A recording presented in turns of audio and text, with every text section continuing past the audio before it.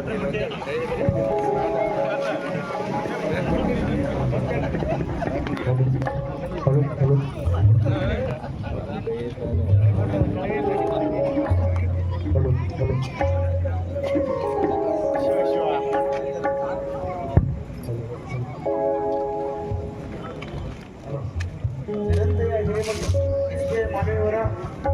ದೇಣಿಗೆ ಕೊಟ್ಟಿರ್ತಾರೆ.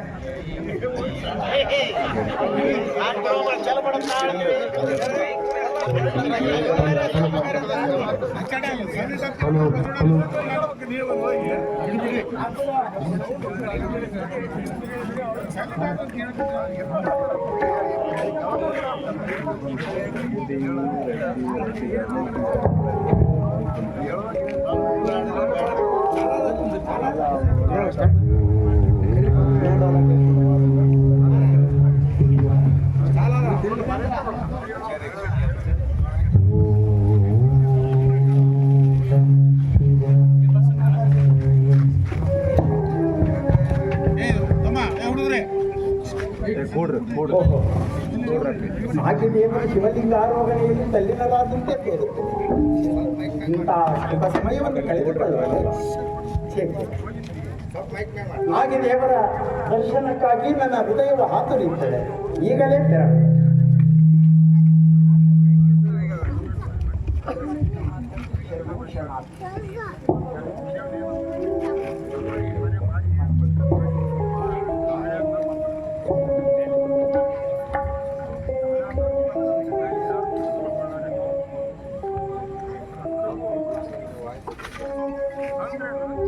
ಉಳ್ಳವರು ಶಿವಾಲಯ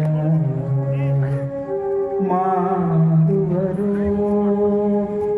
ನಾನೇನು ಮಾಡಲಿ ಬಡವನಯ್ಯ. ಉಳ್ಳವರು ಶಿವಾಲಯ ಮಾಡುವರು, ಉಳ್ಳವರು ಶಿವಾಲಯ ಮಾಡುವರು, ನಾನೇನು ಮಾಡಲಿ ಬಡವನಯ್ಯ. ಉಳ್ಳವರು ಶಿವಾಲಯ ಮಾಡುವರು, ಎನ್ನ ಕಾಲೇ ಕಂಬ ದೇಹವೇ ದೇಗುಲ, ಎನ್ನ ಕಾಲೇ ಕಂಬ ದೇಹವೇ ದೇಗುಲ, ಶಿರವೇ ಹೊನ್ನ ಕಳಸವಯ್ಯ. ಸಾವಿರ ಕಡಿಯುಂಟು ಜಂಗಮ ಕಡಿಯಿಲ್ಲ, ಕೂಡಲ ಸಂಗಮ ದೇವ. ಉಳ್ಳವರು ಶಿವಾಲಯ ಮಾಡುವರು, ಉಳ್ಳವರು ಶಿವಾಲಯ ಮಾಡುವರು, ಮಾಡುವರು, ಮಾಡುವರು.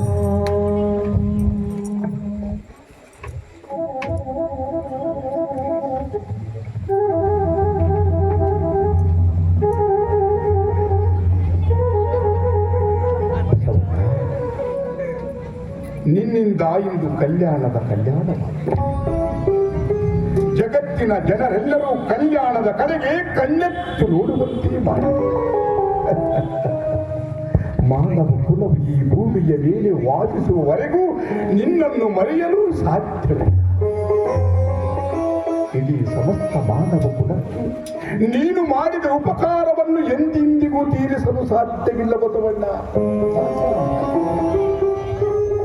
ನಾಗಿದೇವ, ನಮ್ಮವನೆಂದು ಹೊಗಳುವುದಕ್ಕೂ ಒಂದು ಮೇಲಿದೆ. ನಾನೇನು ಅಂತಹ ಮಾಡಬಾರದನ್ನು ಮಾಡಿರುವೆನು ತಂದೆ. ನೀನು ಮಾಡಬಾರದನ್ನು ಎಂದಿಗೂ ಮಾಡುವುದಿಲ್ಲ. ಜಗತ್ತಿನ ಮಾನವರು ಮಾಡಬೇಕಾದದ್ದನ್ನು ಅವರು ಇದುವರೆಗೂ ಮಾಡದೇ ಇರುವುದನ್ನು ನೀನು ಮಾಡಿ ಪುಣ್ಯ ಕಟ್ಟಿಕೊಂಡಿರುವೆ. ಭೂಮಿಯ ಮೇಲೆ ಹುಟ್ಟಿದ ಮನುಷ್ಯ ಕುಲವನ್ನು ಪಶುಗಳಿಗಿಂತಲೂ ಕೀಳಾಗಿ ಬದುಕುತ್ತಿದ್ದವರನ್ನು ನೀವು ಮಾನವರು ಎಂಬುವ ಅರಿವನ್ನು ಮೂಡಿಸಿಕೊಟ್ಟಿರುವೆ. ಅವರನ್ನು ಶಿವನಿಗಿಂತಲೂ ಮಿಗಿಲೆಂದು ನಂಬಿರುವೆ. ಇದಕ್ಕಿಂತಲೂ ಹೆಚ್ಚಿಗೆ ಇನ್ನೇನು ಬೇಕು ತಂದೆ?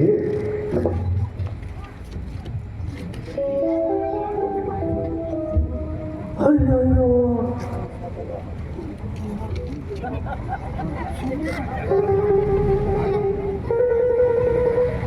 ಮಾಡಿದೇನೆಂಬುದು ಮನದಲ್ಲಿ ಹೊಳೆದರೆ ಏಡಿಸಿ ಕಾಡಿತ್ತು ಸುಗಲದೆಂದು ನಿಮ್ಮಂಥ ಸಚ್ಚಾರಿತ್ರಗಳ ಶರಣರು ಅಂತ್ಯಜರ ಸಕಲ ಪ್ರಾಣಿಗಳ ಲೇಸಿಗಾಗಿ ತನುಮುಟ್ಟಿ ಮನುಮುಟ್ಟಿ ದುಡಿದುದರೆಂದರೆ ಇಂದು ಕಲ್ಯಾಣದಲ್ಲಿ ಕ್ರಾಂತಿಯಾಗುತ್ತದೆ.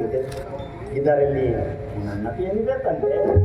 ಮಾಡಿದೆನೆಂಬುದು ಮನದಲ್ಲಿ ಹೊಳೆದರೆ, ಮಾಡಿದೆನೆಂಬುದು ಮನದಲ್ಲಿ ಹೊಳೆದರೆ, ಏಡಿಸಿ ಕಾಡಿತು ಶಿವನ ಡಂಗುರ, ಏಡಿಸಿ ಕಾಡಿತು ಶಿವನ ಡಂಗುರ.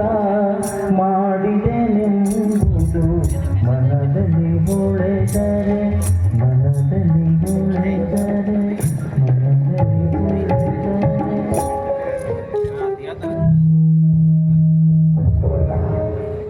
ನೀನು ಒಪ್ಪು, ಆದರೆ ನಿನ್ನಿಂದಲೇ ಮಾನವ ಕುಲದ ಉದ್ಧಾರದ ಯುಗವಾರಂಭವಾಯಿತೆಂದೇ ನಾನು ಭಾವಿಸಿದ್ದೇನೆ. ಬಸವಣ್ಣ, ನಿನ್ನಲ್ಲಿ ಈ ವಿಚಾರ ಒಳಿತಾದರೂ ಹೇಗೆಂದು ನನಗೆ ಆಶ್ಚರ್ಯವಾಗುತ್ತಿತ್ತು. ಭಾರತ ದೇಶದ ಯಾವ ಮಹಾಪುರುಷರು ಮಾಡದೇ ಇರುವಂತ ಈ ಅಸ್ಪೃಶ್ಯರ ಉದ್ಧಾರ, ಬಡವರ ಹೆಣ್ಣು ಮಕ್ಕಳ, ಅಷ್ಟೇ ಏಕೆ ಸಮಸ್ತ ಪ್ರಾಣಿ ಪಕ್ಷಿಗಳ ಕುಲವನ್ನೇ ಉದ್ಧಾರವಾಗುವಂತಹ ನಿರ್ಧಾರ ನಿಮ್ಮಲ್ಲಿ ಹೊರಟಾದರೂ ವೇದಾಗಮ ಪುರಾಣಗಳಿಗೂ ನಿಲುಕದ ವಿನೂತನ ತತ್ವ ವಿಚಾರವು ನಿಮ್ಮಲ್ಲಿ ಹೇಗೆ ಹುಟ್ಟಿತೆಂದು ತಿಳಿದುಕೊಳ್ಳಲು ನನ್ನ ಮನಸ್ಸು ತವಕ ಬರುತ್ತಿದೆ. ಬಹಳ ದಿನಗಳಿಂದಲೂ ಈ ವಿಷಯವನ್ನು ಕೇಳಬೇಕು ಎಂದು ನಾನು ಆತುರ ಪಡುತ್ತಿದ್ದೆ. ಆದರೆ ಆ ಸುಸಂದರ್ಭದ ಸುಸಮಯ ನನಗೆ ಇಂದು ಲಭಿಸಿದ್ದು ನನ್ನ ಪುಣ್ಯದ ವಿಶೇಷವಿದೆ. ನಾಗಿದೇವ, ಹಿಂದಿನ ಮಹಾಪುರುಷರು ತಮ್ಮ ಕಾಲದ ಪರಿಸ್ಥಿತಿಗೆ ಅನುಸರಿಸಿ ಅವರು ಹೇಳಿರುವರು. ಇದರಲ್ಲಿ ಅವರ ತಪ್ಪೇನಿದೆ? ವೇದಾಗಮ ಪುರಾಣಗಳನ್ನು ನಾನು ಓದಿದ ಮೇಲೆ ನನ್ನಲ್ಲಿ ವಿಚಾರವು ಮತನಕ್ಕೆ ನಿನ್ನಲ್ಲಿ ವಿಚಾರ ಮಂಥನಕ್ಕುಂಟಾದ ವೇದಾಗಮ ಪುರಾಣಗಳೇ ಈ ನಿನ್ನ ಕಲ್ಯಾಣದ ಕ್ರಾಂತಿಗೆ ಮೂಲ ತಳಹದಿ ಎಂದು ಅಭಿಪ್ರಾಯವಲ್ಲವೇ? ಹೌದು ಹೌದು ನಾಗಿದೇವ. ಸಮಾಜದಲ್ಲಿ ನಾನು ವೇದಾಗಮದಲ್ಲಿರುವ ವಿಚಾರಗಳನ್ನು, ಜಗತ್ತಿನ ಅನುಭವದ ಅನುಭವವನ್ನು ಒರೆಗಲ್ಲಿಗೆ ಅರೆದು ಚಿಕ್ಕಿ ನೋಡಿದಾಗ ಒಂದು ಹೊಸ ಮಾರ್ಗ ಬೇಕು. ಆ ಮಾರ್ಗದಲ್ಲಿ ನಾನು ನಡೆಯಬೇಕೆಂದು ನಾನು ನಿಶ್ಚಯ ಮಾಡಿದೆ.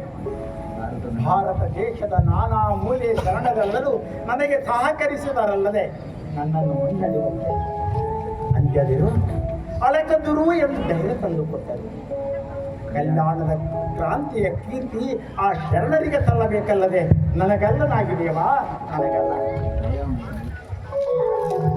ದಯಾಮಯಿ ಬಸವಣ್ಣ, ಈ ನಿನ್ನ ನುಡಿಯೇ, ಈ ನಿನ್ನ ಮಾತು, ಈ ನಿನ್ನ ಘನತೆಯೇ ಜಗತ್ತಿಗೆ ಸಾರಿ ಸಾರಿ ಸಾರುತ್ತಿರುವಾಗ ಈ ಬಡಲಾಗಿದೆಯವರು ನಿನ್ನನ್ನು ಬಣ್ಣಿಸಲು ಸಾಧ್ಯವೇ?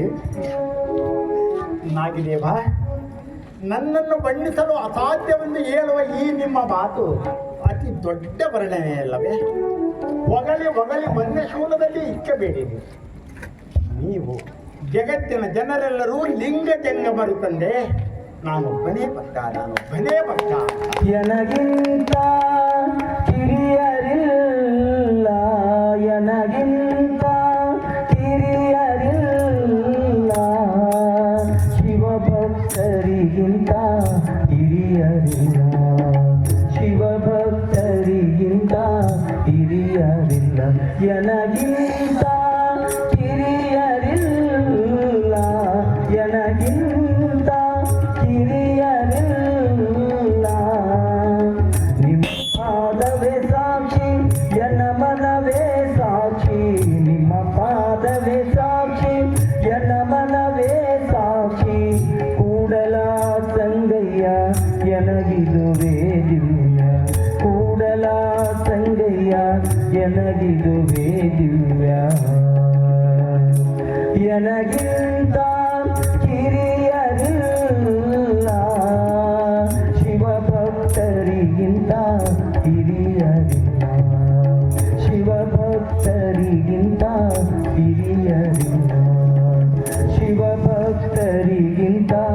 ಹಿರಿಯರಿಲ್ಲ. ಸಾಕಲ್ಲವೇ, ಇಷ್ಟು ಸಾಕಲ್ಲವೇ ಬಸವಣ್ಣ?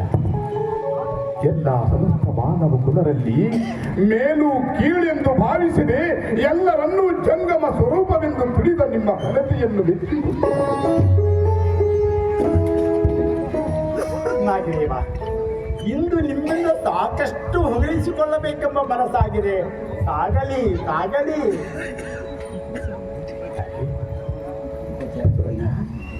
ನಾನು ಉಪಚಾರಕ್ಕಾಗಿ ಮಾತನಾಡುತ್ತಿದ್ದೆ. ಅಂತ್ಯಜರು ಅಸ್ಪೃಶ್ಯರು ಎಂದು ಕೀಳಾಗಿ ಕಾಣುತ್ತಿದ್ದ ನಮ್ಮನ್ನು ನಿಮ್ಮಂತೆ ಹಿಡಿದು ಮೇಲೆತ್ತಿದವರುಂಟೇ ಈ ಲೋಕದಲ್ಲಿ. ಆತ್ಮರಕ್ಷಣೆಗಾಗಿ ಶತಸ್ಥಳವನ್ನು ನಿರ್ಮಿಸಿದೆ. ಆತ್ಮೋನ್ನತಿಗಾಗಿ ಅಷ್ಟಾವರಣವನ್ನು ಸೃಷ್ಟಿ ಮಾಡಿದೆ. ಪರಿಶುದ್ಧರಾಗಿ ನಡೆಯಬೇಕೆಂದು ಪಂಚ ಆಚಾರಗಳನ್ನು ತೋರಿಸಿದೆ. ನೀತಿಯನ್ನು ಕಾಪಾಡಿಕೊಳ್ಳುವುದಕ್ಕಾಗಿ ಶೀಲವಂತರಾಗಿರಬೇಕೆಂದು ಹೇಳಿಕೊಟ್ಟೆ. ಅನ್ಯರ ವಿಷಯ ಕೆಲಸದಿರಂತೆ ಸದಾ ಶರಣರ ಸಂಘದಲ್ಲಿರುವಂತೆ ಮಾಡಿದೆ. ಇವೆಲ್ಲವುಗಳನ್ನು ಕಾಪಾಡಿಕೊಳ್ಳುವುದಕ್ಕಾಗಿ ಅನ್ಯರನ್ನು ಬೇಡದಂತೆ ಕಾಯಕವೇ ಕೈಲಾಸವೆಂದು ನೀ ನುಡಿದುದಲ್ಲದೆ ನಡೆದು ತೋರಿಸುತ್ತಿರುವೆ ಈ ಜಗಕ್ಕೆ. ಇದಕ್ಕಿಂತ ಹೆಚ್ಚಿಗೆ ಇನ್ನೇನು ಮಾಡಬೇಕು ಬಸವಣ್ಣ? ಯಾರಾದರೂ ಮಾಡಿದವರುಂಟೆ? ಮಾಡಬಹುದೇ? ಮಾಡಲು ಸಾಧ್ಯವಿತ್ತು? ಅದು ಸಾಧ್ಯವೇ ಬಸವಣ್ಣ? ನಾಗಿದೇವ, ನೀವು ಮಾಡುವ ವರ್ಣನೆಯನ್ನು ಕೇಳಲು ಬಲು ಸೊಗಸಾಗಿದೆಯಪ್ಪ, ಬಲು ಸೊಗಸಾಗಿದೆ. ಬಸವಣ್ಣ, ನನ್ನನ್ನು ಬಣ್ಣಿಸಬೇಕೆಂದು ತಮಗಿಚ್ಛೆ. ಛೇ ಛೇ, ನಿಮ್ಮನ್ನು ಪರ್ಯಾಕ್ಷೆ ಮಾಡಿದ್ದೇನೆ? ಇಲ್ಲ ಇಲ್ಲ ನಾಗದೇವ, ಒಂದು ಮಾತು. ನಾಗದೇವ, ನೀವು ಪೂಜಿಸಿರುವಿರೇನು? ಇಲ್ಲ ಬಸವಣ್ಣ, ಅದೇನೆಂದು ನಾನು ತಿಳಿಯಬಹುದೇ?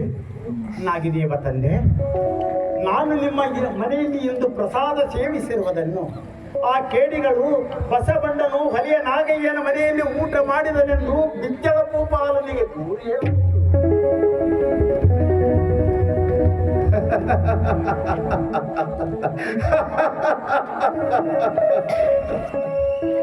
ಬಸವಣ್ಣ, ನಾನೇನೋ ಗಂಭೀರ ವಿಷಯವೆಂದು ತಿಳಿದುಕೊಳ್ಳಲು ಹಾತುರ ಪಡುತ್ತಿದ್ದೆ. ಹೇಳಿಕೊಳ್ಳದೆ ಒಂದು ಸಲ ಬೇಡ, ಸಾವಿರಾರು ಸಲ ಹೇಳಿಕೊಳ್ಳದೆ ಅವರಿಗೆ ಬೇಡ ಎನ್ನುವರ್ಯಾರು? ಬರೇ ಹೇಳುವುದಾದರೆ ಹೇಳಲಿ ಎಂದು ನಾವು ನಿಶ್ಚಿಂತೆಯಿಂದ ಇರಬಹುದಾಗಿತ್ತು. ಆದರೆ ಸಂಧಿ ಸಾಧಕರು ಬಿಜ್ಜಳ ಭೂಪಾಲನ ಮನಸ್ಸನ್ನು ಕೆಡಿಸಲು ಇಷ್ಟೇ ಸಾಕು. ರಾಜ್ಯವು ಧರ್ಮವು ಹಾಳಾಗುತ್ತದೆ ಎಂದಾಗ ಬಿಜ್ಜಳ ಭೂಪಾಲನು ಅವರ ಮಾತನ್ನು ಕೇಳಬೇಕಲ್ಲವೇ? ಅಂತೂ ಬಸವರಸರ ಮಂತ್ರಿಯ ಪದವಿ ಹೋಗುತ್ತದೆ ಎಂದಂತಾಯಿತು. ಬಿಜ್ಜಳ ಭೂಪಾಲನು ನನ್ನ ಮಂತ್ರಿ ಪದವಿಯನ್ನು ಕಸಿದುಕೊಳ್ಳುವೆನೆಂದು ನಾನು ಅಂಜುವುದಿಲ್ಲ ನಾಗಿದೇವ. ನಿಮಗೇನಾದರೂ ತೊಂದರೆಯನ್ನು ಕೊಡಬಹುದು ಎಂದು ನಾನು ಯೋಚನೆಯಲ್ಲಿದ್ದೇನೆ ಅಷ್ಟೇ. ಬಸವಣ್ಣ, ದಿನಕ್ಕೆ 10 ಹಲವು ಬಾರಿ ಸತ್ತು ಹುಟ್ಟುತ್ತಿರುವ ನಮಗೆ ನಿಮ್ಮ ಅಮೃತವಾಣಿಯಿಂದ ನಾವು ಅಮರರಾಗಿದ್ದೇವೆ, ಧೀರರಾಗಿದ್ದೇವೆ. ಕೆಟ್ಟ ಕೆಲಸಕ್ಕೆ ಅಂಜುವನಲ್ಲದೆ ಮತ್ಯಾವ ವಿಷಯಕ್ಕೆ ಅಂಜಲಾರೆ, ಅಳುಸಲಾರೆ. ನೀವೇ ನನಗೆ ಬೋಧಿಸಿರುವಂತೆ ಹುಲಿ ಬರಲಿ ಸಿರಿ ಬರಲಿ, ಇದು ಬೇಕು ಇದು ಬೇಡ ನಾನೆನ್ನೆನು. ನಾಗಿದೇವ ತಂದೆ, ಅಯ್ಯ ನನ್ನಪ್ಪ, ನಿಮ್ಮಂಥ ವೀರರು ಧೀರರು ನನಗೆ ಬೆಂಬಲವಾಗಿರುವುದರಿಂದಲೇ ನಾನೊಂದು ರೂಪವಾಗಿದ್ದೇನೆ. ನಾಗಿದೇವ, ನಾನಿನ್ನು ಹೋಗಿ ಬರುತ್ತೇನೆ. ನನಗೆ ಅಪ್ಪಣೆಯನ್ನು ದಯಪಾಲಿಸಬೇಕು ತಂದೆ. ನಿಮ್ಮಂತ ಮಹಾನುಭಾವರಿಗೆ ಅಪ್ಪಣೆಯನ್ನು ದಯಪಾಲಿಸುವಂತ ಉನ್ನತ ಸ್ಥಾನ ಈ ಒಲೆಯನಾಗಿ ದೇವನಲ್ಲಿರುವುದೇ? ಏನು? ನೀನು ಹೊರೆಯನೆ? ಅಪ್ಪ, ನನ್ನಯ್ಯ, ನನ್ನ ತಂದೆ, ನೀನು ಹೊರೆಯನೆ? ನಿನ್ನನ್ನು ಬಲಿಯನೆಂದವರ ಬಾಯಿಯಲ್ಲಿ ಕುಲಿಯಲಾರವೇ ಬಾಲ ಹುಳಗಳು. ತಂದೆ, ನೀನು ಇನ್ನೊಮ್ಮೆ ಬಲಿಯನೆಂದು ಉಚ್ಚರಿಸಿದೆಯಾದರೆ ಆ ಶಬ್ದವನ್ನು ಕೇಳಿ ನಾನು ಬದುಕಲಾರೆನಾಗಿದ್ದೇವಾ, ನಾನು ಬದುಕಲಾರೆ. ಕೊಲುವವನೇ ಮಾದಿಗ, ಹೊಲಸು ತಿಂಬುವವನೇ ಹೊಲೆಯ, ಕುಲವೇನು ಆ ಒಂದಿರ ಕುಲವೇನು. ಕೊಲುವವನೇ ಮಾದಿಗ, ಹೊಲಸು ತಿಂಬುವವನೇ ಹೊಲೆಯ, ಕುಲವೇನು ಆ ಒಂದಿರ ಕುಲವೇನು. ನಾನು ಮೇಲು ನೀನು ಕೀಳು ಎಂಬುದನ್ನು ತಿಳಿ ಮೊದಲು. ನಾನು ಮೇಲು ನೀನು ಕೀಳು ಎಂಬುದನ್ನು ತಿಳಿ ಮೊದಲು. ನಿನ್ನ ಭಾವನೆಯೊಂದೇ ಕರೆಯುವುದು ಧರ್ಮದೆಡೆಗೆ. ಕೊಲುವವನೇ ಮಾದಿಗ, ಹೊಲಸು ತಿಂಬುವವನೇ ಹೊಲೆ.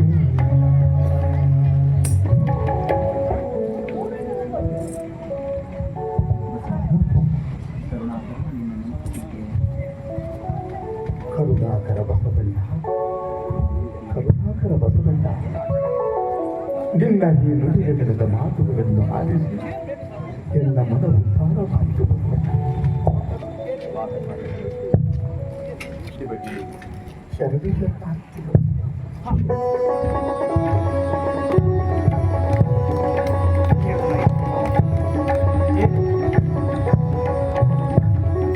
ನೀವು ಹಿರಿಯರು, ಕಿರಿಯನು ನಾನು. ಕಿರಿಯರಾದವರು ಹಿರಿಯರನ್ನು ಸನ್ಮಾನಿಸುವುದು ಅವರ ಕರ್ತವ್ಯ. ನಾನು ನಿಮಗೆ ವಂದಿಸುವುದು ನನ್ನ ಧರ್ಮ ತಂದೆ.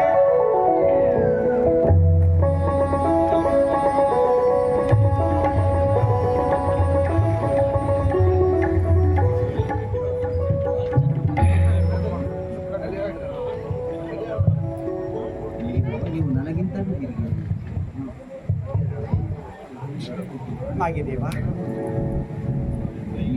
ಜಗತ್ತಿನಲ್ಲಿ ಸಮಾಜದಲ್ಲಿ ವ್ಯಕ್ತಿಗಿಂತಲೂ ತತ್ವ ಶ್ರೇಷ್ಠ.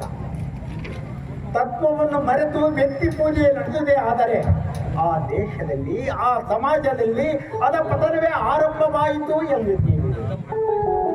ನಾಗಿದೇವ ತಂದೆ, ನಾನು ನಿಮ್ಮ ತೋರಗಣ್ಣಿಗೆ ಕಾಣುವ ಈ ಬಸವೇಶನ ಎಂದು ಶಾಶ್ವತವಾಗಿ ಉಳಿಯಲಾರ. ಆದುದರಿಂದ ನೀವು ತತ್ವನಿಷ್ಠವಂತರಾಗಿದೆ. ಸಾರ್ವಭೌಮ ಬಸವಣ್ಣ, ದೀಪವನ್ನು ದೀಪ್ತಿಯನ್ನು ಬೇರ್ಪಡಿಸಲು ಸಾಧ್ಯವೇ?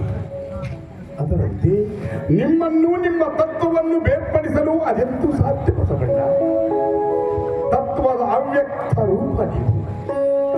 ನಿಮ್ಮ ನಾಮವೇ ಒಂದು ತತ್ವ. ನಿಮ್ಮ ತತ್ವವು ನೆನಪಾದಾಗ ನೀವು ನೆನಪಾಗುತ್ತೀರಿ.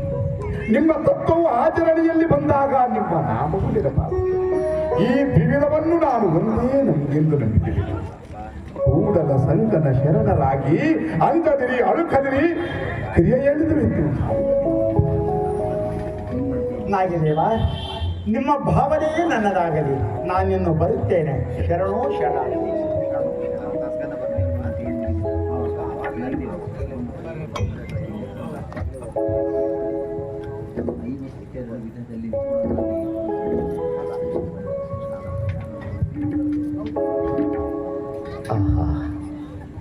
ಬಸವಣ್ಣ, ಬಸವರಾಜ, 52 ಶೀಲಗಳಿಂದ ನಿಪುಣರಾಗಿ ಮೆರೆಯುತ್ತಿರುವ ಬಸವಣ್ಣ, ಬಸವಣ್ಣ, ಬಸವಣ್ಣ, ನಿಮ್ಮಿಂದ ನನ್ನ ಭಕ್ತಿಯ ಬಣ್ಣ ಬದಲಾಯಿತು. ನಿಮ್ಮ ಶ್ರೀಚರಣಕ್ಕೆ ನಾನು ಅಹೋರಾತ್ರಿ ನಮೋ ನಮೋ ಎನ್ನುವೆನು ಬಸವಣ್ಣ. ಭಕ್ತಿ ಸುಭಾಷೆಯ ನುಡಿವೆನು ನುಡಿವೆನು, ನುಡಿದಂತೆ ನಡೆವೆ, ನುಡಿದಂತೆ ನಡೆವೆ. ನಡೆಯೊಳಗೆ ನುಡಿಯ ಪೂರೈಸುವೆ, ನಡೆಯೊಳಗೆ ನುಡಿಯ ಪೂರೈಸುವೆ. ಮೇಲೆ ತೂಗುವ ತ್ರಾಸು ಕಟ್ಟ ಕೈಯಲ್ಲಿದೆ ಒಂದು ಜವೆ ಕೊರತೆಯಾದರೆ ಎನ್ನ ನಂದಿನಿ ಕೂಡಲ ಸಂಗಮ ದೇವ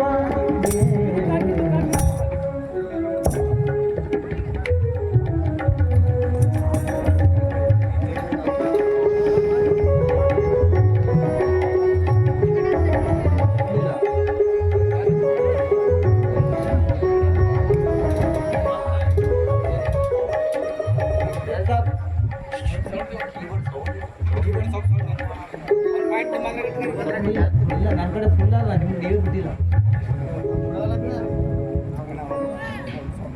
ಬಿಡಿ ಸೌಂಡ್ ಇದು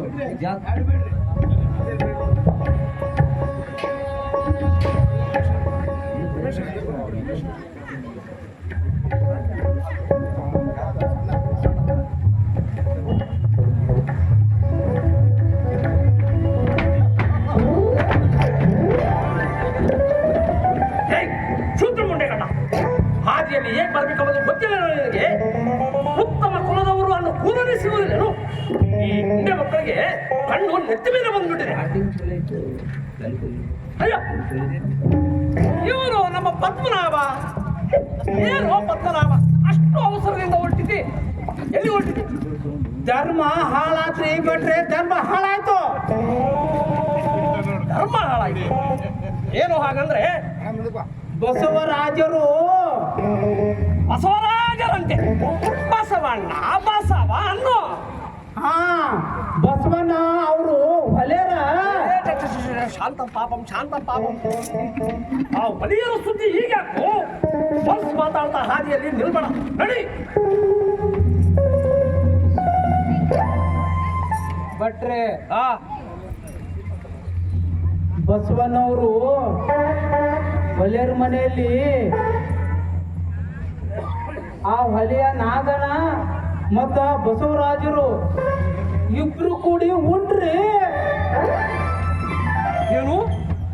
ಬಸವಣ್ಣನವರು ಒಲೆಯರ ನಾಗನ ಮನೆಯಲ್ಲಿ ಊಟ ಮಾಡಿದ್ದಾರೆ? ಇದೇ ಕಣ್ಣಿಲ್ಲ ನೋಡೇನ್ರಿ, ನಾನು ಇಲ್ಲೇ ತಿರುಗಾಡಿ.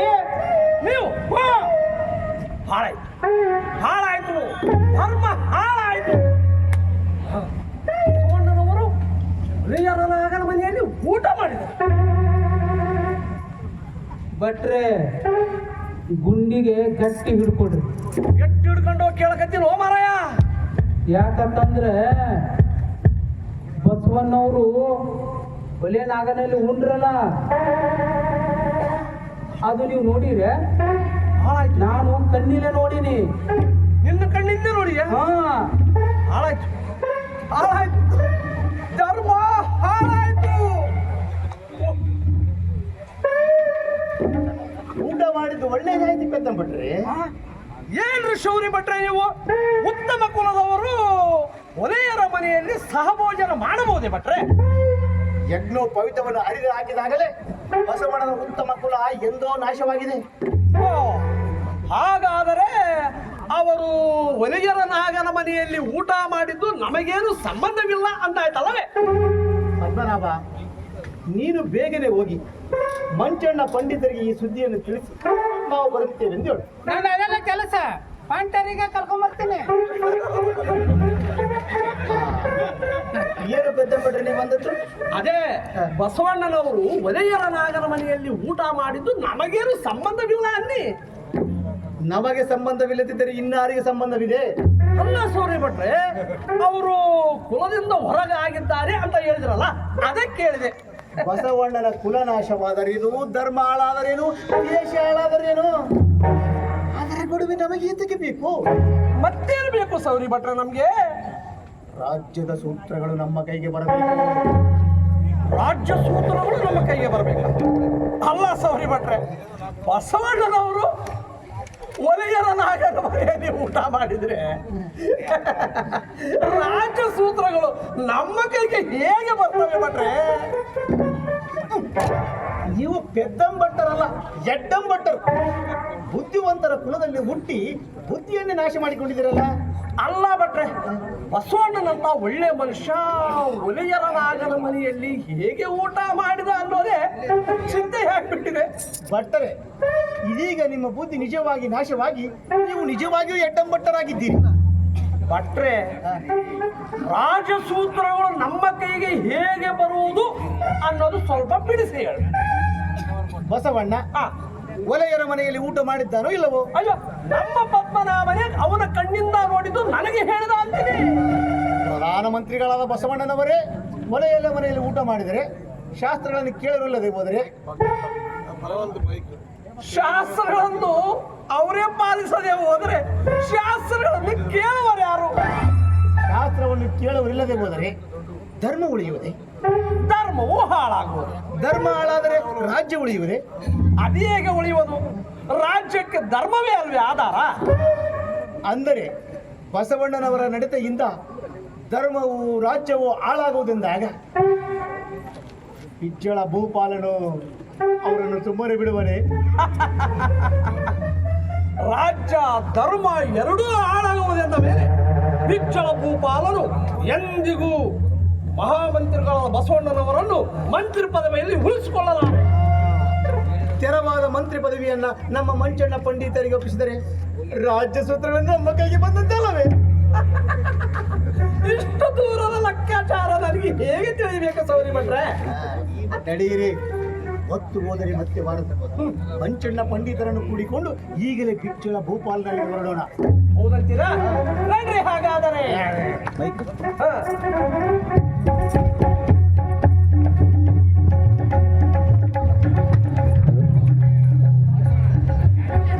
ಹತ್ತಿತು ಕಿಚ್ಚು ಹೊತ್ತಿತು ಹೆಚ್ಚು, ಹತ್ತಿತು ಕಿಚ್ಚು ಹೊತ್ತಿತು ಹೆಚ್ಚು. ಧರ್ಮವು ಹಾಳಾಯಿತು, ರಾಜ್ಯ ಉಳಿಯದಾಯಿತು. ಧರ್ಮವು ಹಾಳಾಯಿತು, ರಾಜ್ಯ ಉಳಿಯದಾಯಿತು. ಹತ್ತಿತು ಕಿಚ್ಚು ಹೊತ್ತಿತು ಹೆಚ್ಚು, ಹತ್ತಿತು ಕಿಚ್ಚು ಹೊತ್ತಿತು ಹೆಚ್ಚು, ಹತ್ತಿತು ಕಿಚ್ಚು ಹೊತ್ತಿತು ಹೆಚ್ಚು.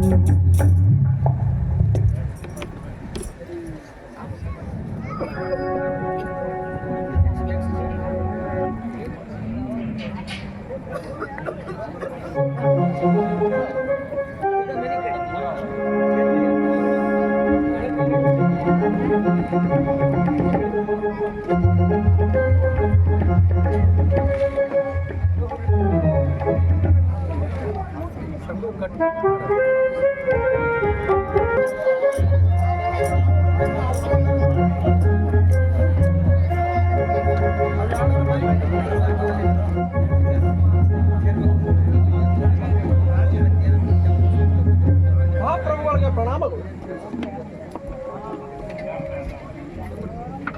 ಕಡಿಮೆ ಮಾಡಲ್ಲ ತಾತ, ಕೀಬೋರ್ಡ್ ಬಂದ್ ಮಾಡಿದ ಈಗ ನೋಡ್ದ ಯಾವುದು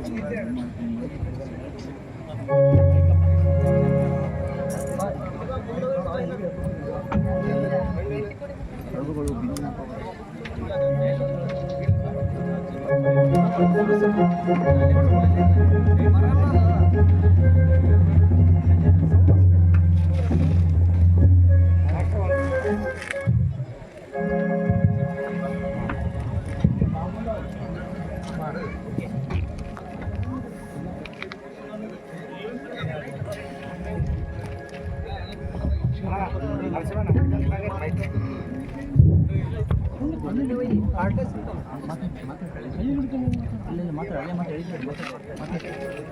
ಪ್ರಭುಗಳು ಭಿನ್ನಪ್ಪನ್ನು ಧರಿಸಬೇಕು. ಮಹಾಮಂತ್ರಿ ಬಸವಣ್ಣನವರು ಒಡೆಯನಾದ ಕಮ್ಮಳಿ ನಾಗೇನ ಮನೆಯಲ್ಲಿ ಈ ದಿನ ಊಟ ಮಾಡಿದ್ದಾರೆ.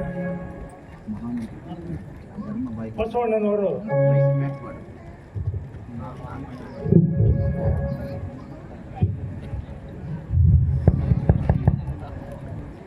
ಬಸವಣ್ಣನವರ ಮಹಿಮೆಯನ್ನು ಈಗಾಗಲೇ ಜನರಿಗೆ ಅರ್ಥವಾಗಿದೆ.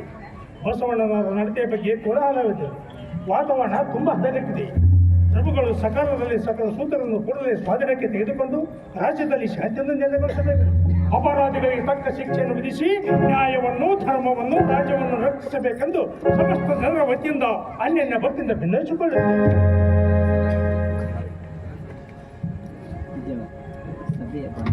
ಸಭೆಯ ಗಂಭೀರತೆಯು ಈಗ ಅರ್ಥವಾಯಿತು. ನೀವೇನು ಅಭಿಪ್ರಾಯ ಪಡುವಿರಿ ಸೌರಿ ಭಟ್ಟರೇ? ಪ್ರಭುಗಳೇ, ಇದಕ್ಕೆ ತಕ್ಕ ಶಾಸ್ತಿಯಾಗದಿದ್ದರೆ ಆ ಬಸವಣ್ಣನಿಂದ ಕಲ್ಯಾಣವೆಲ್ಲ ಒಲೆಮೆಯಾದಿತ್ತು. ಅದಕ್ಕೆಂತಲೇ ನಾವು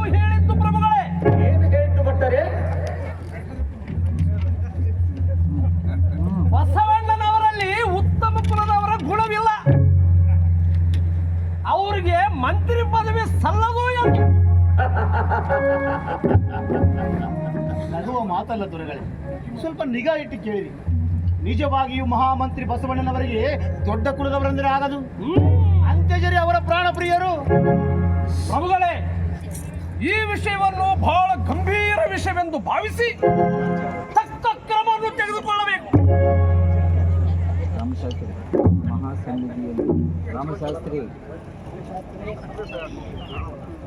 ಮಹಾಸನ್ನಿಧಿಯಲ್ಲಿ ನನ್ನ ಅಲ್ಪ ವಿಚಾರಗಳನ್ನು ನಿವೇದಿಸಿಕೊಳ್ಳಲು ಅಪ್ಪಣೆ ಅನುಗ್ರಹಿಸಬೇಕು.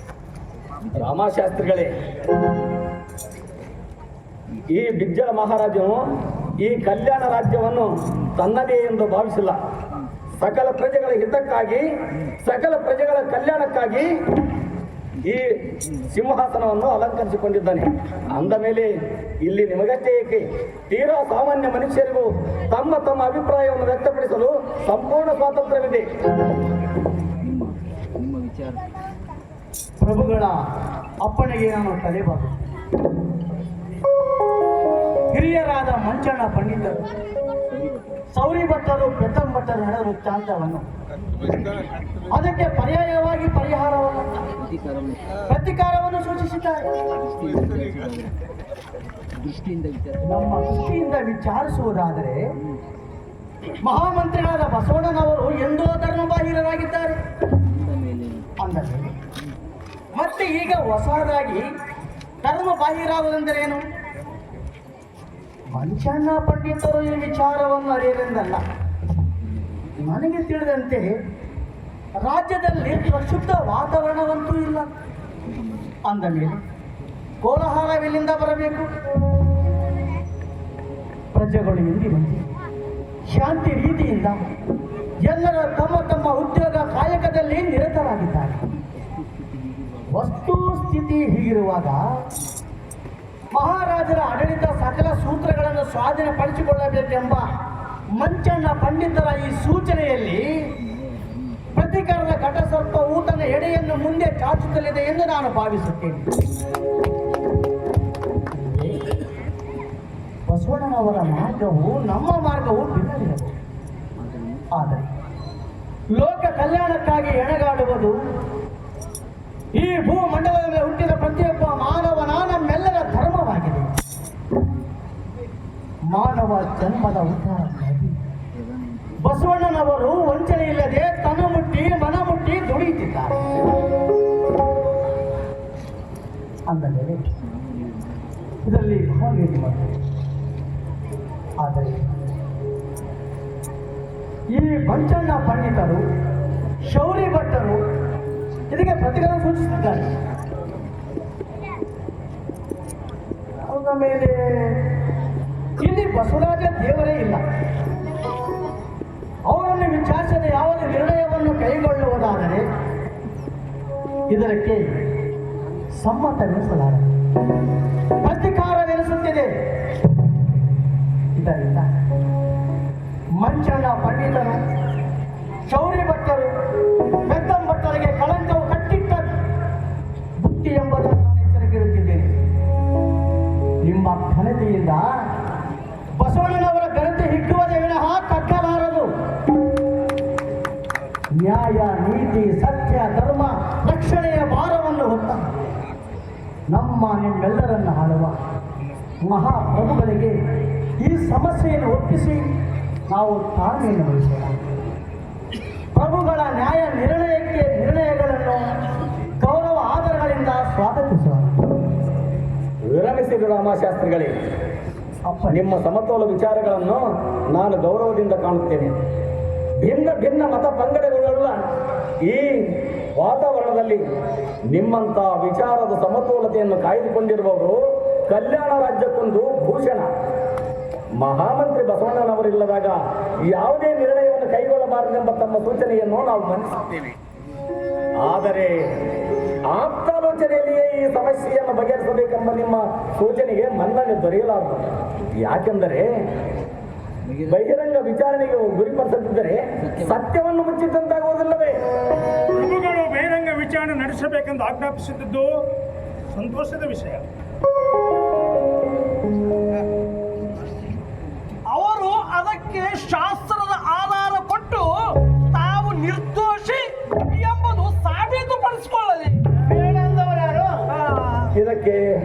ನಿಮ್ಮ ಅಭಿಪ್ರಾಯವೇನು ರಾಮಶಾಸ್ತ್ರಿಗಳೇ? ಪ್ರಭುಗಳ ನಿರ್ಣಯಕ್ಕೆ ನಾನು ತಲೆಬಾಗುತ್ತೇನೆ. ನಾಳೆಯ ದಿನ ನಮ್ಮ ಓಟಗದ ಮುಂದಿನ ವಿಶಾಲವಾದ ಬಯಲಿನಲ್ಲಿ ಮಹಾಮಂತ್ರಿ ಬಸವಣ್ಣ ಕಂಬಳಿ ನಾಗಯ್ಯನವರ ಬಹಿರಂಗ ವಿಚಾರಣೆಯು ನಡೆಯುತ್ತದೆ. ಈ ಸುದ್ದಿಯನ್ನು ಸಾರ್ವಜನಿಕರಿಗಾಗಿ ಸಾರಲು ಅಪ್ಪಣೆ ನೀಡುತ್ತೇನೆ. ಮಂಚಣ್ಣ ಪಂಡಿತರೇ, ನಾಳೆಯ ಸಭೆಯಲ್ಲಿ ವಾದಿಸಲು ಸಕಲ ಸಿದ್ಧತೆಯೊಡನೆ ಬನ್ನಿರಿ. ಇಲ್ಲಿಗೆ ಈ ಸಭೆಯನ್ನು ವಿಸರ್ಜಿಸುತ್ತೇನೆ.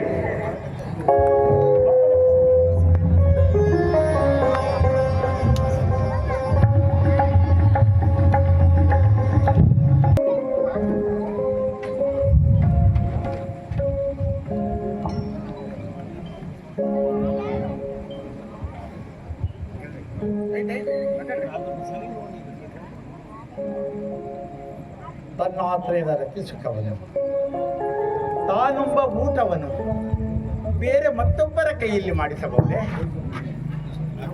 ತನ್ನ ಲಿಂಗಕ್ಕೆ ಮಾಡುವ ನಿತ್ಯ ನೇಮವನ್ನು ತಾನು ಮಾಡಬೇಕಲ್ಲದೆ ಮತ್ತೊಬ್ಬರ ಕೈಯಲ್ಲಿ ಮಾಡಿಸಬಹುದೇ? ಕೆಮ್ಮನೆ ಉಪಚಾರಕ್ಕೆ ಮಾಡುವರಲ್ಲದೆ ನಿಮ್ಮನೆತ್ತ ಬಂದದ್ದು ಕೂಡಲ ಸಂಗಮ ದೇವ.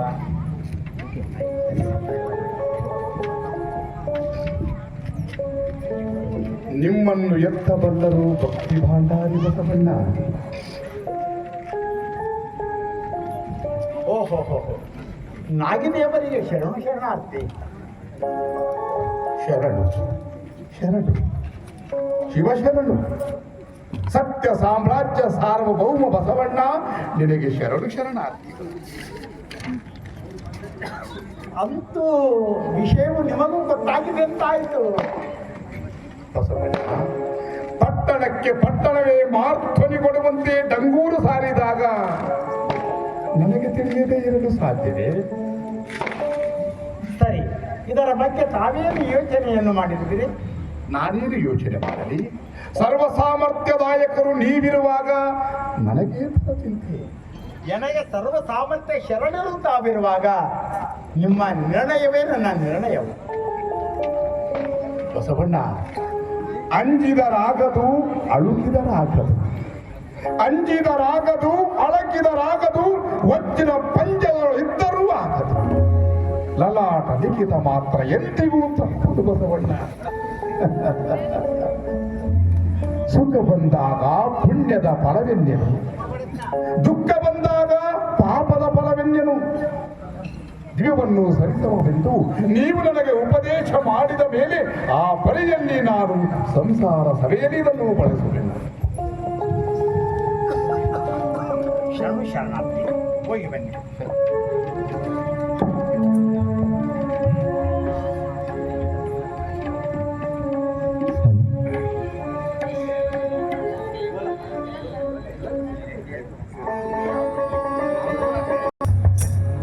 ಮಹಾಮಂತ್ರಿ ಬಸವರಾಜರು ಆಗಮಿಸುತ್ತಿದ್ದಾರೆ.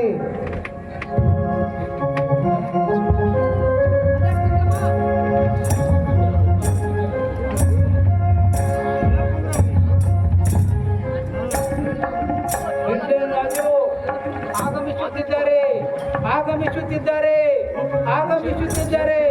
ಗೋಪುರಾಜ್, ಗೋಪುರಾಜ್.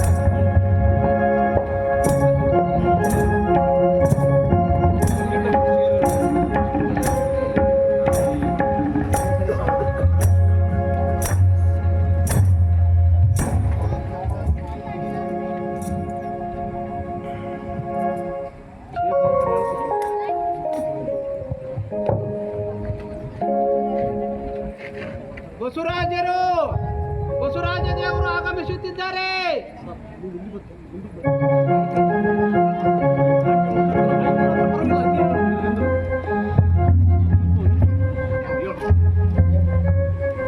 ಮಹಾಮಂತ್ರಿ ಬಸವರಾಜರು ಆಗಮಿಸುತ್ತಿದ್ದಾರೆ. ಮಹಾಮಂತ್ರಿ ಬಸವರಾಜ ದೇವರು ಆಗಮಿಸುತ್ತಿದ್ದಾರೆ.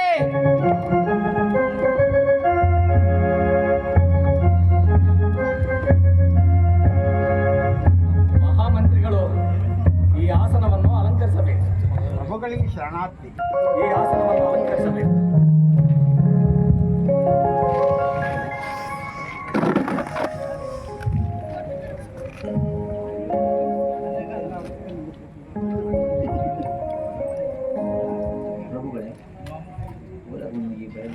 ಪ್ರಭುಗಳೇ, ಓಲಗವನ್ನು ಬಯಲಿನಲ್ಲಿ ಸೇರಿಸಿದ ಕಾರಣವನ್ನು ನಾನು ತಿಳಿಯಲು ಆಪೇಕ್ಷಿಸುತ್ತೇನೆ. ಓಲಗವನ್ನ ಪವಿತ್ರ ಸಿಂಹಾಸನವನ್ನ ಒಳಗಲಿಸಬೇಕೆಂಬುದು ನಿಮ್ಮ ಇಚ್ಛೆ. ನನಗೆ ಅರ್ಥವಾಗಲಿಲ್ಲ. ನೀವು ನಿನ್ನೆ ಒಲೆಯನ ಮನೆಗೆ ಹೋಗಿರಲಿಲ್ಲವೇ? ನಿನ್ನೆ ನಿನ್ನೆ ಹೋಗಿರಲಿಲ್ಲವೇ? ಇಲ್ಲ, ನಾನು ಹೊಲೆಯನ ಮನೆಗೆ ಹೋಗಿಲ್ಲ. ನಿನ್ನೆ ನೀವು ಆ ಕಂಬಳಿ ನಾಗಯ್ಯನ ಮನೆಗೆ ಹೋಗಿರಲಿಲ್ಲವೇ? ಹೌದು ಪ್ರಭು, ನಾಗದೇವರ ಮನೆಗೆ ಹೋದದ್ದು ನಿಜ ಪ್ರಭುಗಳೇ.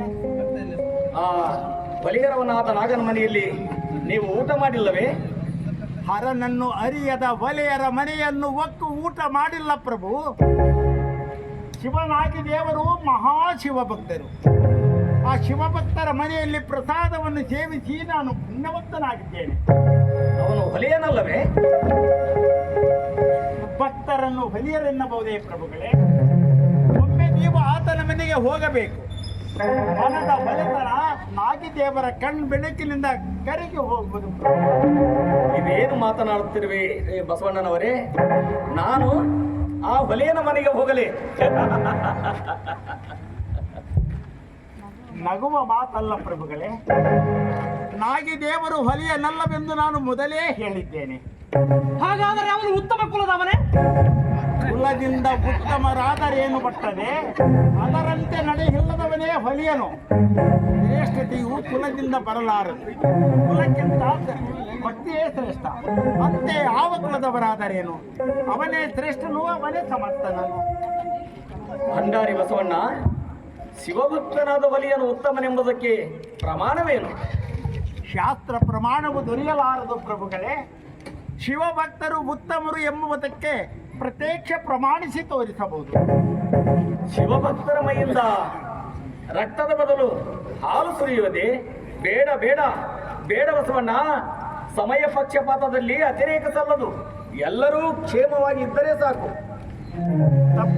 ತಪ್ಪದು ಪ್ರಭುಗಳೇ. ತಪ್ಪಿ ಕೂಡ ನೀವು ತಪ್ಪನ್ನು ನುಡಿಯಲಾರಿರಿ.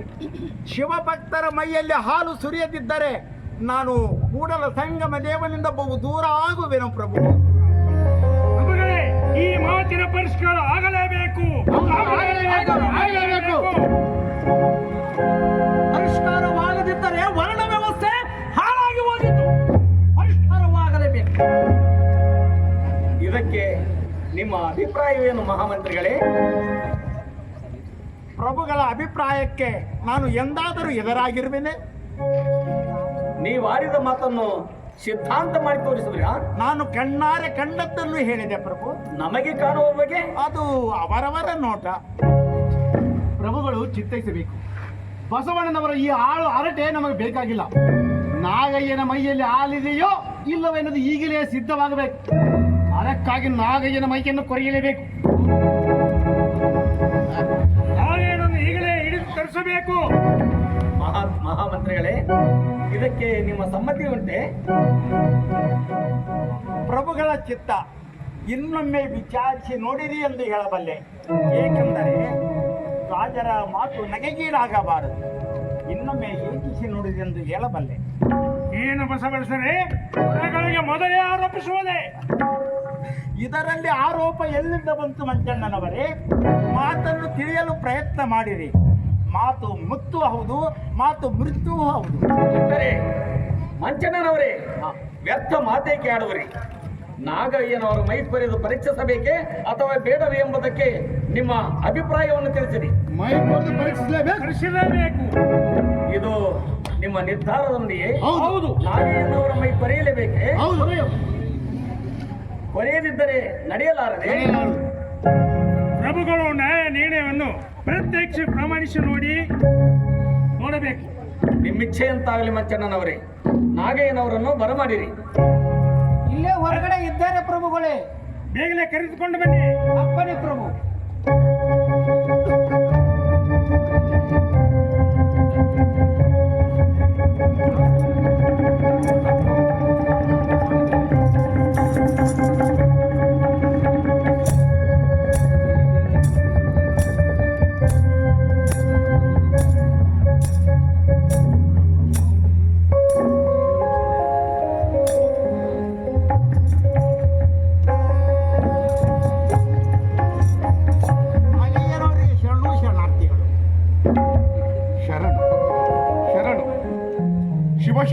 ಭಕ್ತನಿಧಿ ಬಸವಣ್ಣ ನಿನಗೆ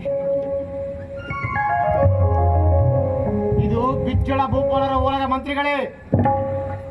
ಹಿರಿಯರನ್ನು ಶರಣರನ್ನು ಗೌರವ ಆದಾಯಗಳಿಂದ ಸ್ವಾಗತ ಮಾಡಿಕೊಳ್ಳುವುದು ಮಹಾಮಂತ್ರಿಯಾದವನ ಕರ್ತವ್ಯ. ಅದು ಈ ಓಲಗದ ಘನತೆಯೂ ಕೂಡ. ಸೌರಿ ಭಟ್ಟರೇ, ಮಾತನಾಡಿದ ಸುಮ್ಮನಿರಿ.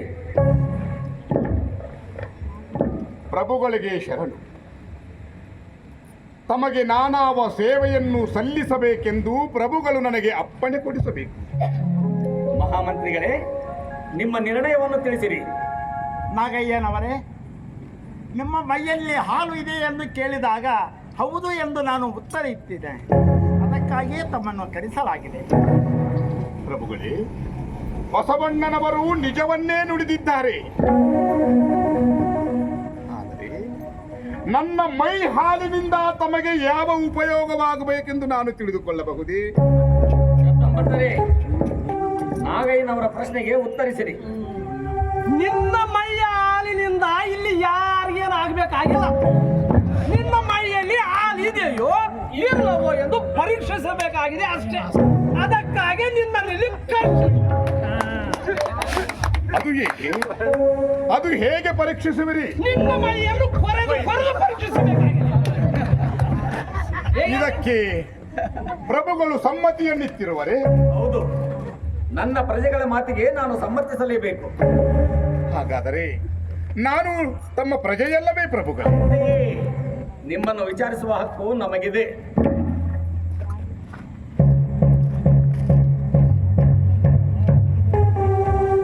ಪ್ರಭುಗಳೇ, ನಾಡಿನಲ್ಲಿ ಹಾನಿಯುಂಟಾದಾಗ ಅರೇದವರ ಮೈ ಕೊರೆಯುವ ಸಾಹಸಕ್ಕೆ ಇಳಿದಿರಲ್ಲ, ಇದು ಶ್ರೇಷ್ಠವೇ? ಅಂತ್ಯಜನ ಬಾಯಲ್ಲಿ ಇಂಥ ಮಾತುಗಳೇ? ಸತ್ಯವನ್ನು ನುಡಿಯಲಿಕ್ಕೆ ಯಾವ ಬಾಯಾದಿರಲು ಭಟ್ಟರೆ, ಅದು ಮುತ್ತಿನ ಚಿಪ್ಪು. ರಾಜ್ಯದಲ್ಲಿ ಘೋರ ತಾಂಡವವಾಡುತ್ತಿರುವಾಗ, ದೇಶಕ್ಕೆ ಹಾನಿಯುಂಟಾದಾಗ ಅಂತವರನ್ನು ಶಿಕ್ಷಿಸುವುದು ರಾಜಧರ್ಮ. ಆದರೆ ಧರ್ಮಾಂಧರ ಮಾತಿಗೆ ಕಿವಿಗೊಟ್ಟು ಇಂಥ ಶಕ್ತಿಯನ್ನೆಲ್ಲ ದುರುಪಯೋಗ ಮಾಡಿಕೊಂಡು ತಪ್ಪೆಂದರೇನೆಂಬುದನ್ನು ಅರಿಯದ ತಿಳಿಯದ ನಮ್ಮಂತವರ ಮೈ ಕೊರಿದು ಉಪಯೋಗವಾದರೂ ತಮಗೆ. ಕೀಳು ಕುಲದವರಾದ ನಿನಗೆ ಈ ಓಲಗದಲ್ಲಿ ಅವಾಚ್ಯ ಶಬ್ದಗಳನ್ನು ಉತ್ತರಿಸುವ ಅಧಿಕಾರವಿಲ್ಲ. ನಾಡಿಗೆ ಸ್ವಲ್ಪ ಬಿಗಿ ಹಿಡಿ. ಭಟ್ಟರೇ, ಶಾಂತ ರೀತಿ ತಾಳಿರಿ. ಕೋಪವು ಉತ್ತಮ ಕುಲದವರಿಗೆ ಸೊತ್ತಲ್ಲ, ಅದು ಅವರ ಸಂಪತ್ತೂ ಅಲ್ಲ. ನಾಗಯ್ಯನವರು ನಿಜವನ್ನೇ ನುಡಿಯುತ್ತಿರುವರು. ಭಟ್ಟರೇ, ಶ್ರೇಷ್ಠ ಕುಲದವರಾದ ನಾವು ನಮ್ಮ ಪಕ್ಷವನ್ನು ವಿಚಾರಪೂರ್ಣವಾಗಿ ಆಧಾರಪೂರ್ಣವಾಗಿ ಸಿದ್ಧಾಂತಪಡಿಸಬೇಕೇ ಹೊರತು ರೋಷನ್ಮತ್ತರಾಗುವುದರಿಂದ ನಮ್ಮ ಶ್ರೇಷ್ಠತೆಯನ್ನು ಕಾಯ್ದುಕೊಂಡಂತಾಗುವುದಿಲ್ಲ. ಅದರಲ್ಲಿ ನಾಗಯ್ಯನವರಿಗೆ ಮಾತಾಡುವ ಹಕ್ಕಿಲ್ಲವೆಂದು ಹೇಳ್ತಿರಲ್ಲ, ನಾಗಯ್ಯನವರಿಗೆ ಹಕ್ಕಿಲ್ಲವೆಂದ ಹೇಳುವುದಿದ್ದರೆ ಅವರನ್ನು ವಿಚಾರ ಮಾಡುವುದಾದರ ಉದ್ದೇಶವೇನಿತ್ತು? ಹಾಗಾದರೆ ನಮ್ಮ ದೇವರು ನಾಗಯ್ಯನವರಿಗೆ ನಾಲಿಗೆ ನೇಕಿ ಕರುಣಿಸಬೇಕಾಗಿತ್ತು. ದೇವರು ನಾಲಿಗೆ ಕೊಟ್ಟಿದ್ದು ಅವಾಚ್ಯ ಶಬ್ದಗಳನ್ನು ನುಡಿಯಲಿಕ್ಕಲ್ಲ. ಭಟ್ಟರೇ, ವಿಚಾರಣೆ ಪ್ರಾರಂಭವಾದಿಂದಲೂ ನಾನು ನೋಡ್ತಾ ಇದ್ದೀನಿ, ನಾಗಯ್ಯನವರು ಒಂದು ಅವಾಚ್ಯ ಶಬ್ದ ನುಡಿದಿಲ್ಲ. ಭಟ್ಟರೇ, ನಿಮ್ಮ ಬಾಯಿಂದ ಬರುವ ಮಾತುಗಳು ನಿಮ್ಮ ಕಿವಿಗೆ ಬಿದ್ದಿವೆಯೇ? ಪ್ರಭುಗಳೇ, ಈ ರಾಮಶಾಸ್ತ್ರಿಯು ಆ ಒಲಗಿನೊಡನೆ ಕೂಡಿಕೊಂಡು ಕಾಲಸ್ಥಾನ ನಡೆಸಿದ್ದಾನೆ. ಪ್ರಭುಗಳೇ, ರಾಜ್ಯದಲ್ಲಿ ಧರ್ಮವು ಹಾಳಾಗುತ್ತದೆ ಎನ್ನುವುದಕ್ಕೆ ಈ ರಾಮಶಾಸ್ತ್ರಿಯು ನಿದರ್ಶನ. ಬಸವಣ್ಣನ ಮಾತಿಗೆ ಇವನು ಕಿವಿಸುತ್ತಿದ್ದಾನೆ. ಇವನನ್ನು ದಂಡಿಸಬೇಕು. ಭಟ್ಟರೇ, ರಾಮಶಾಸ್ತ್ರಿಗಳಂದಂತೆ ಶಾಂತ ಚಿತ್ತದಿಂದ ನಿಮ್ಮ ಮತವನ್ನು ಪ್ರತಿಪಾದಿಸಿರಿ. ಅವರು ಆಡಿದ ಮಾತಿನಲ್ಲಿ ತಪ್ಪೇನಿದೆ? ನಾಗಯ್ಯ, ಮನುಷ್ಯರ ಮೈಯಲ್ಲಿ ಹಾಲಿದೆ ಎಂದು ನಂಬುವುದಾದರೂ ಹೇಗೆ? ಪ್ರಭುಗಳೇ, ನಾನೇನಾದರೂ ಮಾತನಾಡಬೇಕೆಂದರೆ ನನ್ನನ್ನು ಕೀಳು ಕುಲದವನೆನ್ನುವಿರಿ, ಅಂತ್ಯಜನೆನ್ನುವಿರಿ. ನನ್ನ ಮೈ ಕೊರೆದರೆ ಹಾಲಿರುವರೋ ಇರದಿದ್ದರೂ ಅದು ಮೊದಲನೆಯೇ ಬರುವುದು. ನನ್ನ ಮೈಯ ಹಾಲಿನಿಂದ ಒಂದು ವೇಳೆ ಹಾಲಿದ್ದಿದ್ದೇ ಆದರೆ ತಾವೇನು ಉತ್ತರ ಕೊಡುವಿರಿ ಭಟ್ಟರೇ? ಇವನು ರಾಜದ್ರೋಹಿ, ಧರ್ಮದ್ರೋಹಿ, ವಾಣದ್ರೋಹಿ. ಇವನಿಗೆ ತಕ್ಕ ಶಿಕ್ಷೆ ಆಗಲೇಬೇಕು. ಇಂಥವರನ್ನು ಮನ್ನಿಸಿದರೆ ರಾಜ್ಯದಲ್ಲಿ ರಾಜದ್ರೋಹಿಗಳ ಸುವ್ಯವಸ್ಥಿತ ತಂಡವೇ ತಲೆ ಎತ್ತುವುದು ಖಂಡಿತ.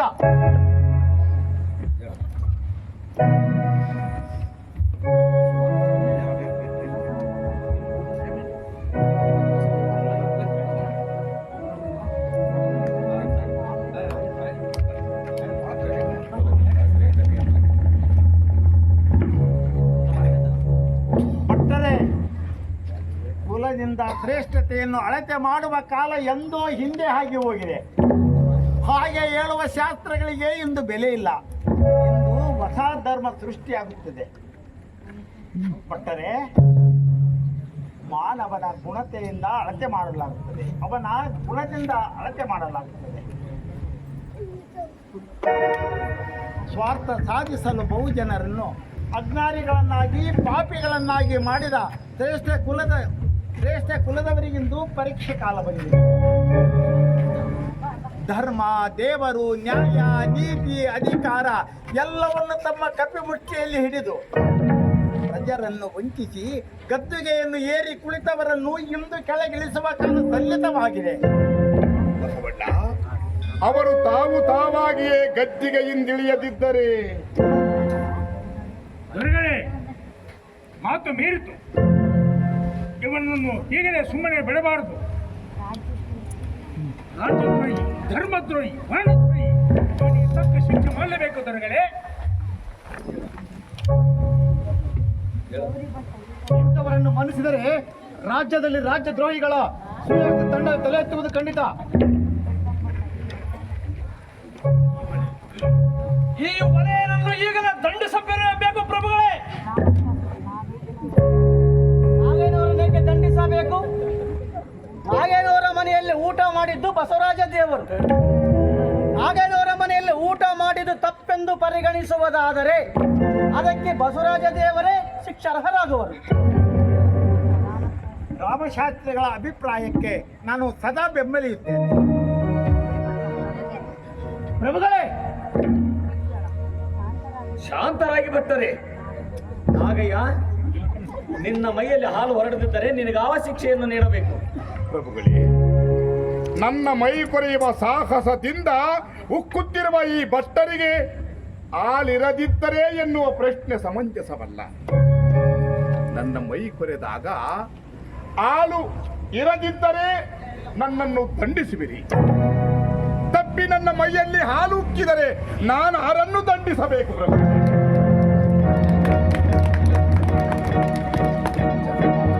ಉತ್ತಮ ಕುಲದವರನ್ನು ಪ್ರಶ್ನಿಸುವ ಅಧಿಕಾರ ಕೀಳು ಕುಲದವರಿಗೆ ಇಲ್ಲವೆಂದು ಶಾಸ್ತ್ರಗಳು ಘಂಟಾಘೋಷವಾಗಿ ಸಾರಿ ಸಾರಿ ಹೇಳುತ್ತಲಿವೆ. ಇವರು ಪುಣ್ಯಾತ್ಮರು, ಪವಿತ್ರರು, ಪರಿಶುಭ್ರರು. ಪ್ರಭುಗಳು ಇಂದ ಕೇಳಕೊಡೋದು. ಇವನ ಇವನ ಉದ್ದಟತನಕ್ಕೆ ಮಿತಿ ಇಲ್ಲದಂತಾಯ್ತು. ಇವನನ್ನು ಸುಮ್ಮನಾಗಿರ ಮಂಚಣ್ಣನವರೇ, ಎಲ್ಲರ ವಾದವನ್ನು ಕೇಳಿ ವಿಚಾರಿಸಿದ್ದಾಯಿತು. ಈಗ ಹೆಚ್ಚಿನ ವಿಚಾರಣೆ ನಡೆಸುವ ಅವಶ್ಯಕತೆ ನಮಗೆ ಕಂಡು ಬರುವುದಿಲ್ಲ. ಆದ್ದರಿಂದ ನಾಗಯ್ಯನವರ ಮೈ ಕರೆಯಲಾಗದು. ಅವರು ಪರಮ ಶಿವಭಕ್ತರು. ನನ್ನ ಮೈ ಕೊರೆದು ಪರೀಕ್ಷಿಸಲೇಬೇಕಾಗಿದೆ ಎಂದು ತಮ್ಮೆಲ್ಲರ ತಬಕ ಬರುತ್ತಿರುವಾಗ ಆಲಸ್ಯವೇಕೆ ಪ್ರಭುಗಳೇ? ನಡೆಯಲಿ ಅವರ ಕಾರ್ಯ ಇಚ್ಛೆ. ಸಾಕುಪಟ್ಟರೆ ತಮ್ಮ ಮಂದಂಗಿತನ. ನಮ್ಮ ನಿರ್ಧಾರಕ್ಕೆ ಪ್ರತ್ಯುತ್ತರವಿಲ್ಲ. ಪ್ರಭುಗಳು ನಮ್ಮನ್ನು ಮನ್ನಿಸಬೇಕು. ಭಟ್ಟರ ಸಂಶಯ ನಿವಾರಣೆಗಾಗಿ ನಾಗಯ್ಯನ ಮೈಯನ್ನು ಕೊರೆಯಲೇಬೇಕು. ಏನು ಮಹಾಮಂತ್ರಿಗಳೇ, ನೀವು ಭಟ್ಟರ ಪಕ್ಷ ಕಟ್ಟಿದ್ರಾ? ನನ್ನದು ನ್ಯಾಯದ ಪಕ್ಷ. ನಾನು ನ್ಯಾಯನಿಷ್ಠು, ದಾಕ್ಷಿಣ್ಯ ಪರ ನಾನಲ್ಲ. ಮಂತ್ರಿಗಳ ಇಚ್ಛೆ. ಸೇವಕ, ನಾಗಯ್ಯನ ಮೈಯನ್ನು ಕೊರೆಯಲು ಚಾಂಡಾಲನನ್ನು ಕರೆದುಕೊಂಡು ಬಾ.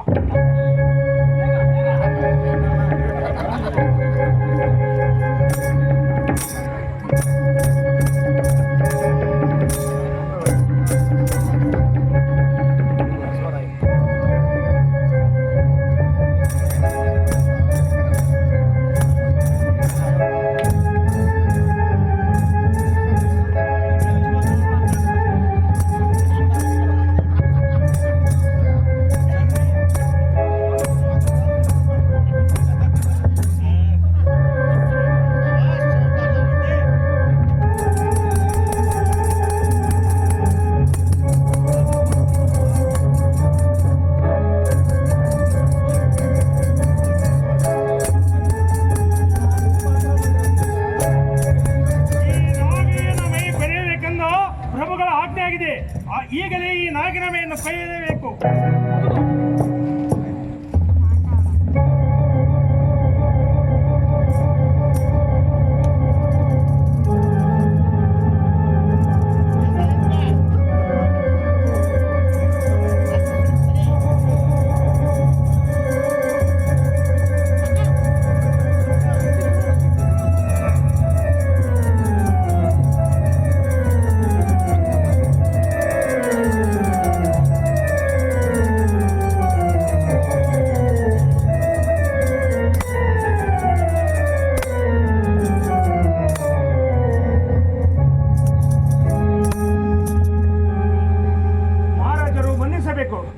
ನನ್ನಿಂದ ಇವರ ಮೈ ಕೊರೆಯದಾಗದು. ಏಕೆ? ದೊರೆಗಳೇ, ಇವತ್ತಿನವರೆಗೆ ನೀವು ಹೇಳಿದವರನ್ನು ತುಂಡು ತುಂಡಾಗಿ ಕಡಿತೇನೆ. ಆಗ ನನ್ನ ಮನಸ್ಸಿಗೆ ಏನು ಅನಿಸಲಿಲ್ಲ. ಆದರೆ ಈಗ ನನ್ನ ಮನಸ್ಸಲ್ಲಿ ಹೇಗೋ ಆಗತ್ತಿದೆ. ಹೇಗೋ ಎಂದರೆ? ದೊರೆಗಳೇ, ನನ್ನ ಮನಸ್ಸಿನಲ್ಲಿ ಏನಾಗುತ್ತದೆಂದು ಹೇಳಲು ಬಾರದಾಗಿದೆ. ಎದೆಯಲ್ಲಿ ಏನೋ ಕಸಿವಿಸಿ, ಕರುಳಿನಲ್ಲಿ ಏನೋ ಕಳವಳ ಆದಂತಾಗಿ ನನ್ನ ಕೈ ಕಾಲುಗಳೇ ನಡುಗುತ್ತಿವೆ. ನನ್ನಲ್ಲಿ ಸಿಟ್ಟೆಂಬುದೇ ಅಳಿದು ಹೋದಂತಾಗಿದೆ. ಅದಕ್ಕಾಗಿ ನನ್ನನ್ನು ಮನ್ನಿಸಬೇಕು. ಹೀಗೇಕಾಯಿತು? ದೊರೆಗಳೇ, ಅದು ಮಾತ್ರ ನನಗೆ ತಿಳಿದು. ಆದರೆ ನಾಗಯ್ಯನವರನ್ನು ನೋಡಿದ ಕೂಡಲೇ ಹೀಗಾಯ್ತೆಂಬುದು ಮಾತ್ರ ಬಲ್ಲೆ. ನಮ್ಮ ಅಪ್ಪನೆಯ ಮೇರೆಗೆ ನೀನು ನಾಗಯ್ಯನ ಮೈ ಕೊರೆಯಲೇಬೇಕು. ದೊರೆಗಳೇ, ನಿಮ್ಮಪ್ಪಣೆಗೆ ಇದುವರೆಗೂ ಸಾವಿರಾರು ಜನರನ್ನು ತುಂಡು ತುಂಡಾಗಿ ಕಡಿತೇನೆ. ಆಗ ನನ್ನ ಮನಸ್ಸಿಗೆ ಏನು ಅನಿಸಲಿಲ್ಲ. ಆದರೆ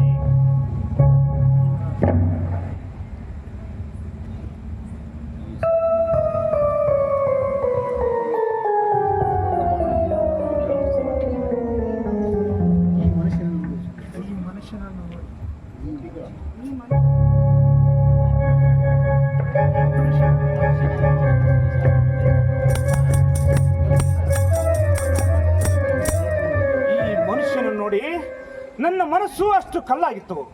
ನನ್ನ ಚಾಂಡಾಲ ಕೆಲಸವೂ ಅಷ್ಟು ಆಗಿತ್ತು.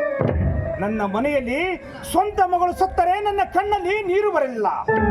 ನನ್ನ ಹೆಂಡತಿ ಹೊಟ್ಟೆ ನೋವು ತಾಳಲಾರದೆ ಉರುಳು ಹಾಕಿಕೊಂಡು ಸತ್ತರೂ ನನ್ನ ಮನಸ್ಸಿಗೆ ಏನು ಅನಿಸಲಿಲ್ಲ.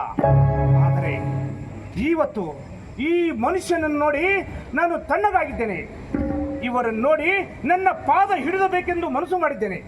ಆದ್ದರಿಂದ ಇವರ ಮೈಯನ್ನು ಸರ್ವತಾ ಕೊರೆಯಲಾರೆ.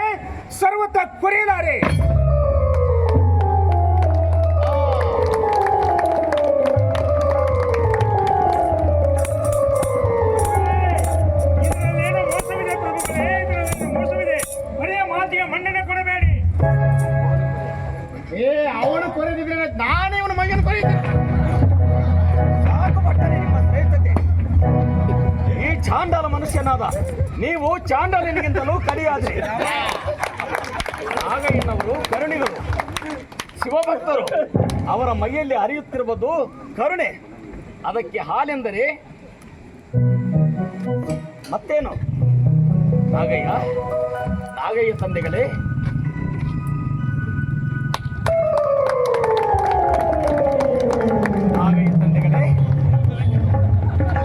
ನಾನು ನಿಮ್ಮನ್ನು ಪರೀಕ್ಷಿಸಿದನೆಂದು ಕೋಪಿಸಿಕೊಳ್ಳಬೇಡಿರಿ. ಇದು ನಿಜವಾಗಿಯೂ ನಿಮ್ಮ ಪರೀಕ್ಷೆಯಲ್ಲ, ನನ್ನ ಪರೀಕ್ಷೆ. ಇಲ್ಲಿ ನೀವೇ ನ್ಯಾಯಾಧೀಶ, ನೀವೇ ನಿರ್ಣಯವನ್ನು ಕೊಡಬೇಕು.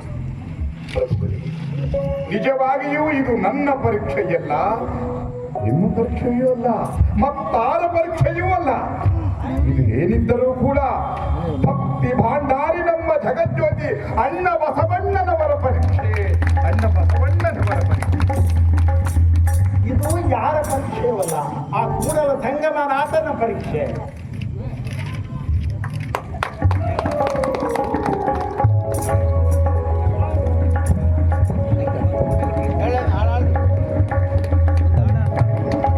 ಧರ್ಮವ ಬೆಳಗಿದೆ ಅಣ್ಣ, ಕರ್ಮವ ಕಳದೆ ಅಣ್ಣ. ಧರ್ಮವ ಬೆಳಗಿದೆ ಅಣ್ಣ, ಕರ್ಮವ ಕಳದೆ ಅಣ್ಣ. ಬಾಬಾರು ಇನ್ನೊಮ್ಮೆ ಬಸವಣ್ಣ, ಬಾಬಾರು ಈ ಭೂಮಿಗೆ ಬಸವಣ್ಣ. ಧರ್ಮವ ಬೆಳಗಿದೆ ಅಣ್ಣ, ಕರ್ಮವ ಕಳದೆ ಅಣ್ಣ. ಧರ್ಮವ ಬೆಳಗಿದೆ ಅಣ್ಣ, ಕರ್ಮವ ಕಳೆದೆ ಅಣ್ಣ ಬಾಬರು ಇನ್ನೊಮ್ಮೆ ಬಸವಣ್ಣ ಬಾಬರು ಈ ಭೂಮಿಗೆ ಬಸವಣ್ಣ ಬಾಬರು ಈ ಭೂಮಿಗೆ ಬಸವಣ್ಣ ಬಾಬರು ಈ ಭೂಮಿಗೆ ಬಸವಣ್ಣ